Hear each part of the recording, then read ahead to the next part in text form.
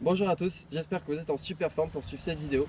Alors maintenant que vous savez tout ce qu'il y a à savoir sur les écoquartiers, on va s'équiper de notre plus beau maillot et on va plonger dans le monde animal pour aller étudier le plus dangereux et le plus meurtrier des grands prédateurs, celui qui tue des milliers d'êtres humains chaque année, j'ai nommé l'homme. Attends, quoi? Désolé, je me suis trompé, ça sera pour une prochaine vidéo. On va plutôt aller étudier le roi des mers et des océans, j'ai nommé le requin. Les requins sont arrivés sur Terre bien avant nous. Ils sont apparus il y a plus de 420 millions d'années, et depuis, ils dominent tous les océans du monde.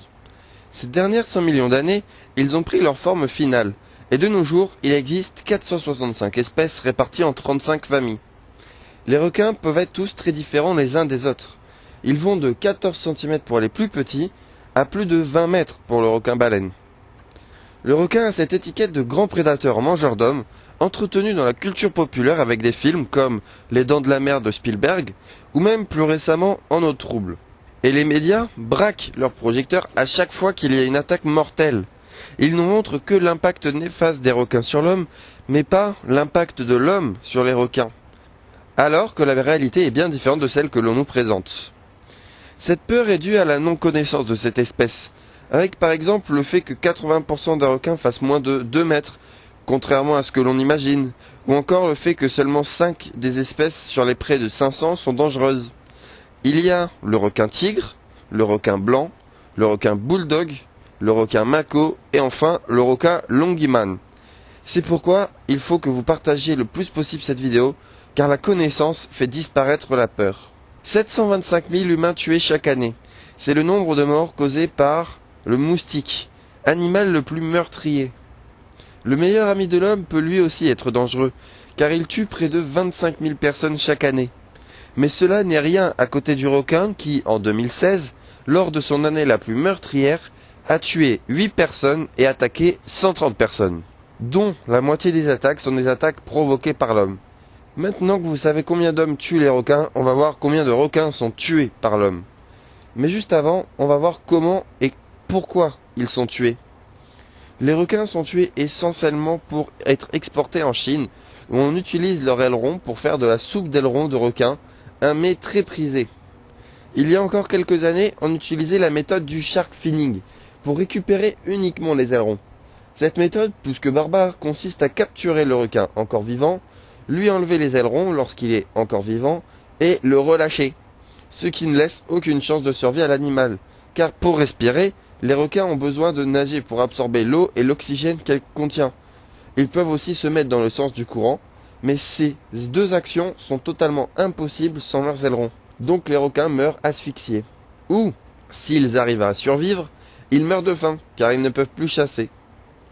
De nos jours, cette méthode est interdite, mais elle reste encore utilisée à certains endroits. Pour lutter contre cette technique, il y a des nouvelles lois qui sont passées, comme celle de Taïwan qui oblige de ramener le requin entier au port, et de couper les ailerons une fois à terre.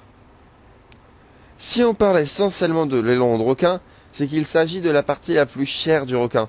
En Indonésie, premier pays de la pêche au requin, avec plus de 110 000 tonnes, car chaque spécimen leur rapporte en moyenne 100 euros, presque autant que le salaire moyen de 118 euros par mois.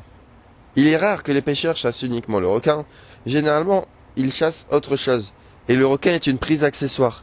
À Taïwan par exemple, c'est le thon jaune qui est le plus chassé. En parlant de prise accessoire, il s'agit du point négatif de certaines méthodes pour lutter contre les requins, avec par exemple en Australie le filet anti-requin, qui en plus de tuer les requins, tue les dauphins, les tortues, etc. Mais il faut se demander pourquoi les requins attaquent. Dans plus de 50% des cas, c'est à cause de l'homme, qui va dans son milieu de chasse et essaye de s'en approcher. L'animal réagit alors normalement.